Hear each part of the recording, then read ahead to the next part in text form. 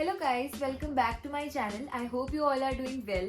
So guys, this is my second episode of NEET series और ये episode थोड़ा सा पढ़ाई से रिलेटेड होने वाला है। बहुत सारे लोगों ने मुझसे बहुत अलग अलग टाइप के क्वेश्चंस पूछे हुए थे पढ़ाई से रिलेटेड। ये इन जनरल पढ़ाई से रिलेटेड मॉडल है कि मतलब इसमें कुछ मैं आपको 10 ऐसे पॉइंट्स बताऊंगी जो आपको पढ़ते हुए ध्यान रखने चाहिए। मैंने अपने एक्सपीरियंसेस से जो सीखा है, और आप किसी भी क्लास में हो, किसी भी एग्ज़ाम की तैयारी कर रहे हो या कहीं भी आप अभी पढ़ रहे हो, अगर आप पढ़ रहे हो तो आपको ये किसी न किसी तरीके से काम आएंगे ही आएंगे। So let's start. So our first point is always stay positive for yourselves।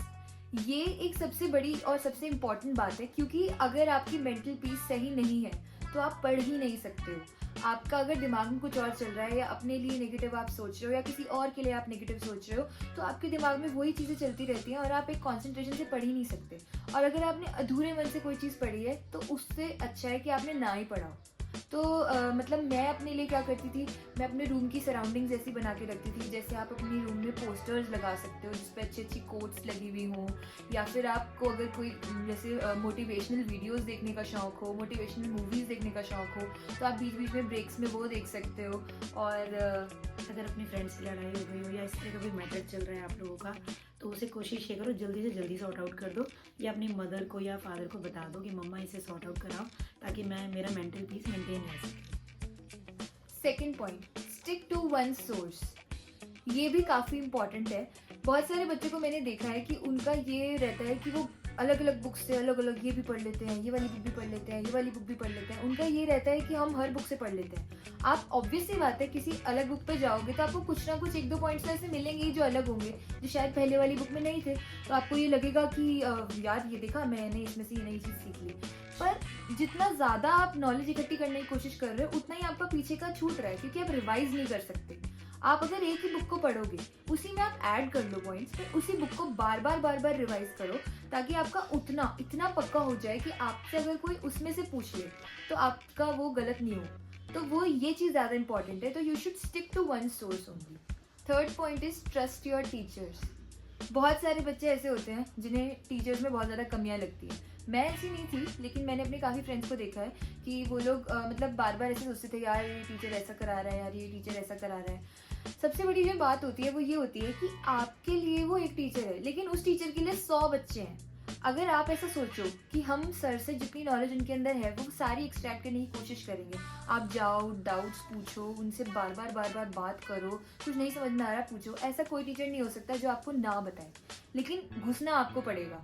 आप जितना ज़्यादा इन्वॉल्व होगे उतना ही आपका टीचर इन्वॉल्व होगा। तो आपको ट्रस्ट करना है और कोशिश करनी है कि आप उन्हीं से सारा ज़्यादा से ज़्यादा एक्सट्रैक्ट करो।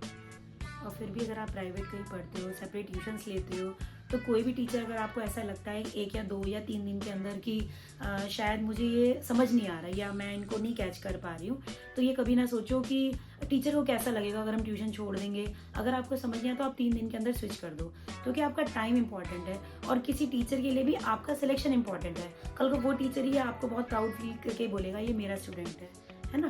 तो किसी भी टीचर को समझने में भी टाइम ना लगाओ, और अगर समझ आता है तो उस पर ट्रस्ट करके कंटिन्यू करो। अगर आपको 4-5 दिन के अंदर लगता है कि नहीं ये उस एक्सटेंट तक नहीं है, तो आप फौरन स्विच कर दो teacher. Fourth point, stick to your goal and never give up. अगर आप किसी चीज़ को आपने शुरू कर दिया है तो उसको जब तक उसका रिजल्ट नहीं आ जाता तब तक करते रहो।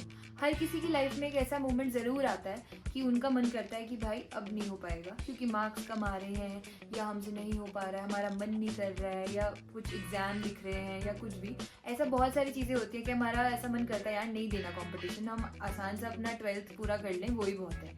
लेकिन उस टाइम ही गिव अप नहीं करना है। जो सोचिए आपने शुरू करा था वही सोच अपनी उस टाइम रखो। हमारा जो गोल होता है वो सिलेक्शन होता है, और जो हमारे बोर्ड्स आते हैं, डिफरेंट एग्ज़ाम्स आते हैं, वो उस गोल तक पहुंचने के हर्डल्स होते हैं। तो कई बार ऐसा होता है कि हमारा जो गोल है वो नीट सिलेक्शन है या कोई भी कंपटीशन है, उससे पहले हमारे बोर्ड्स आने लगते हैं, तो हम डरने लगते हैं अंदर से कि मेरे बोर्ड्स में क्या होगा, मैं फेल हो गई तो मैं। आप ये सोचो कि जो आप अपने नीट की प्रिपरेशन कर रहे हो वो एक वाइड है, और उसके बीच में जो हम बोर्ड्स देते हैं वो बहुत छोटा सा पार्ट होता है उसका। तो हमें वहाँ पर डाइवर्ट नहीं होना होता है, हमें अपने गोल की तरफ चलते जाना है, और बोर्ड्स हमारे बीच में अपने आप हमें अच्छे मार्क्स लेके चले जाते हैं। Fifth point, never compare your scores. मैंने बहुत सारे बच्चों को देखा है कि वो अपने स्कोर्स को और बच्चों से कंपेयर करते रहते हैं और फिर एक पैनिकी स्टेट में जाते रहते हैं कि यार उसके इतने अच्छे मार्क्स आ रहे हैं, उसके इतने अच्छे मार्क्स आ रहे हैं, मेरे नहीं आ रहे। आपका कंपटीशन अपने आप से है। क्या आपने कल जितना अच्छा किया था आप उससे बेटर आज कर रहे हो? क्या पिछले टेस्ट में आपके जितने मार्क्स आए थे उससे बेटर आ रहे हैं अब? जैसे आपके अगर पिछले टेस्ट में 500 मार्क्स आए तो आप उसको इम्प्रूव करने की कोशिश करो। जिस सब्जेक्ट में कम आ रहे थे उसको इम्प्रूव करने की कोशिश करो। आज आपके 520 आने चाहिए। तो आपकी एक अपने से कंपटीशन वाली स्टेट लेनी चाहिए। अगर आप खुद से कंपटीशन करोगे तो वो कभी भी आपको स्ट्रेस नहीं देगा, वो आपको हमेशा एक अच्छी फीलिंग ही देगा। और पेरेंट्स की भी अक्सर आदत होती है अपने बच्चे के नंबर पूछने से पहले ना टॉपर के नंबर पूछते हैं कि हाईएस्ट कितने थे। ठीक है, हाईएस्ट थे किसी के, मैं भी ऐसे ही करती थी, हाईएस्ट कितने थे, तेरे क्यों नहीं आए। लेकिन ठीक है, हर एक का अपना एक लेवल होता है कि हम कितना कर पाते हैं, किस सब्जेक्ट में कर पाते हैं, किस में नहीं कर पाते हैं। लेकिन फिर भी जो टॉपर होता है वो हमें ये बताता है कि आप इतना कर सकते थे। तो हमें सिर्फ ये देखना है कि हाँ हम इतना कर सकते हैं, और सिर्फ उसको देखते हुए अपने आप को इम्प्रूव करना होता है हमें।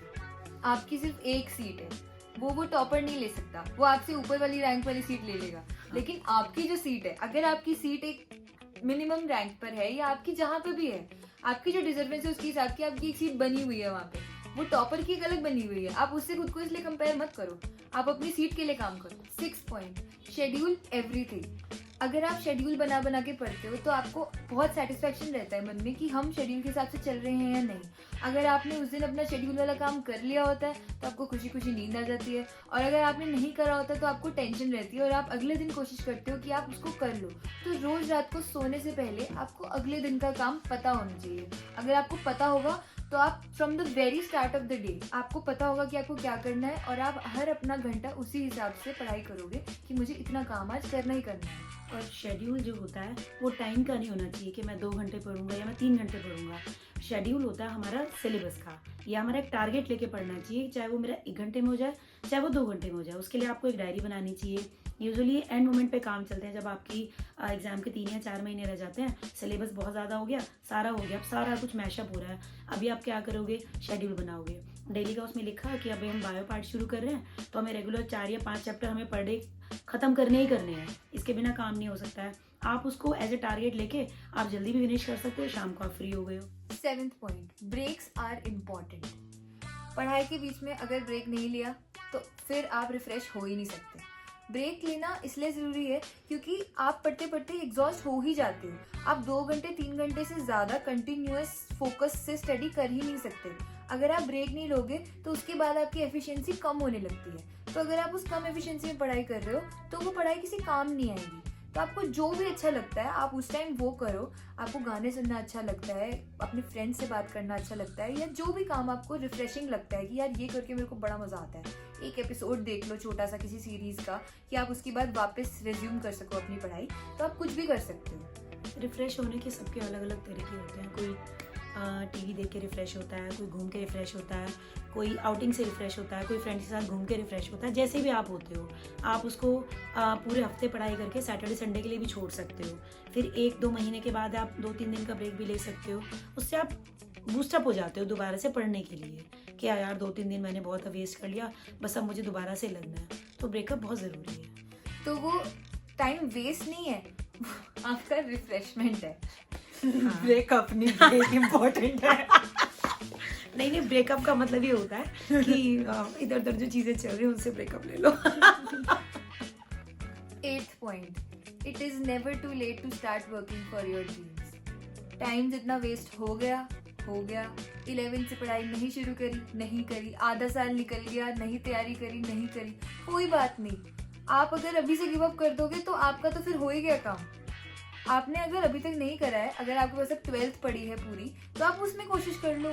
कोशिश करोगे तभी तो होगा, कभी भी लेट नहीं है। अब डबल मेहनत कर लो, अब कोशिश कर लो कि आपने जितना छोड़ा है उतना आप अब रिकवर कर पाओ, शायद कर लो। और वैसे भी competition is all about hard work plus luck. हो सकता है उस दिन आपका वही सारे क्वेश्चंस आ जाए जो शायद आपने इस 1 साल में किए थे।